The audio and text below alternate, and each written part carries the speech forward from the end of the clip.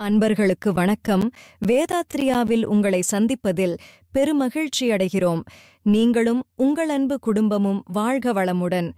வேதாத்ரியா subscribe செய்து வழங்கும் வேதாத்ரிய உண்மை தத்துவங்களையும் வேதாத்ரிய சிந்தனை கருத்துக்களையும் அறிந்து கொள்ளுங்கள்.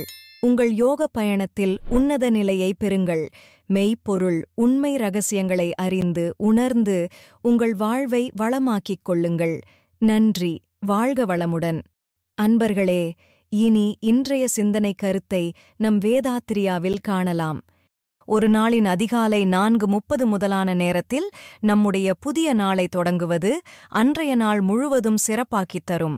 எனினும் 6 மணிக்கு முன்னதாக நம்முடைய நாளை தொடங்குவதும் சிறப்புத்தான். சில யோக சாதனை வகுப்புகள் காலை 5:30க்கு தொடங்கிவிடுவதை நீங்கள் அறிவீர்கள்தானே? சரி, இப்பொழுது இந்த காலை பொழுதை எப்படியாக ஆரம்பிக்கலாம் பார்க்கலாமா? இங்கே 3 வாய்ப்புகள் இருக்கின்றன. காயகல்ப யோக பயிற்சி, எளிய முறை உடற்பயிற்சி, தவம், கூடுதலாக ஜீவகாந்த பெருக்கப் பயிற்சியும் உண்டுதானே. இந்த பயிற்சிகள் எல்லாமே நம்முடைய யோக சாதனையை ஊக்குவித்து மெய்ப்பொருள் உண்மையை உணர்வதற்கும் நான் யார் என்று நம்முடைய மூலத்தை அறிந்திடவும் துணையாக இருக்கிறது. மேலும் நம்முடைய உடல், மனம், உயிர் ஆகிய 3ஐயும் வளப்படுத்துகிறது. இந்த 3ஐயும் இணைத்து காக்கின்ற ஜீவகாந்தத்தையும் ஊக்குவிக்கிறது. என்றாலும் இதில் எதை முதலில் செய்வது என்று அன்பர்கள் பலரும் கேள்வியாக கேட்பதுண்டு. இதோ அதற்கான விளக்கத்தை காணலாம். எப்போதும் நாம் இந்த உலகில் வாழ உடலே பிரதானமாக இருக்கிறது என்பதை மறுக்க முடியாது.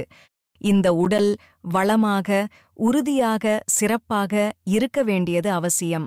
கால்களை ஆசனத்தில் இருத்தி மடக்கி தண்டுவடத்தையும் முதுகையும் நேராக வைத்து அமர்ந்து விரல்களை கோர்த்து நீண்ட நேரம் தியானம் என்ற தவம் செய்வது முக்கியமானது. இதற்கு உடல் ஒத்துழைக்க வேண்டுமல்லவா? மேலும் உடலில் வலி, நோய் இப்படியான தொந்தரவுகள் இல்லாமலும் இருக்க வேண்டுமே.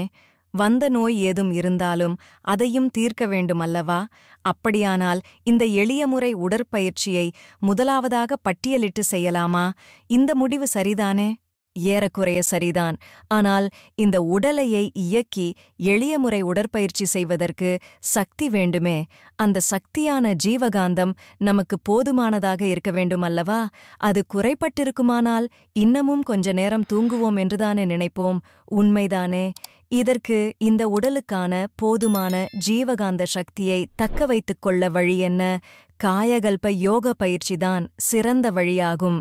ஜீவகாந்த மட்டுமில்லாமல் மனதை, உயிரை, வித்துக் குழம்பை காக்கும் பயிற்சியும் இதுவே. எனவே காயகல்ப யோக பயிற்சியே முதல் தேர்வு. இந்த காயகல்ப பயிற்சி காலை தொகுப்பான 3 நிலைகளை செய்வதற்கு 10 நிமிடங்கள் போதுமானது. இரண்டாவதாக தவம் எடுத்துக்கொள்ள முடியுமா? வாய்ப்பில்லை. ஏனென்றால் இப்போது உடலுக்கு சக்தி கிடைத்துவிட்டது. உடல் இயக்கத்தை உறுதி செய்ய வேண்டுமே. எனவே தவம் 3ஆவதாகவும் எளிய முறை உடற்பயிற்சி 2ஆவதாகவும் அமைத்துக் கொள்வதுதான் சிறந்த வழியாகும். இந்த வகையில் முதலில் காயகல்ப யோக பயிற்சி, பிறகு எளிய முறை உடற்பயிற்சி, 3ஆவதாக தவம் என்று அமைத்துக் கொள்வதுதான் சரியான வரிசையாகும். இந்த வரிசையில் தொடர்க. வணக்கம் அன்பர்களே, வாழ்க வையகம், வாழ்க வளமுடன்.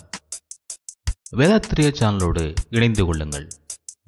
உங்கள் உடல் நலம், மனவளம், உயிர் வளம் பெருக்கிக் கொள்ளுங்கள்.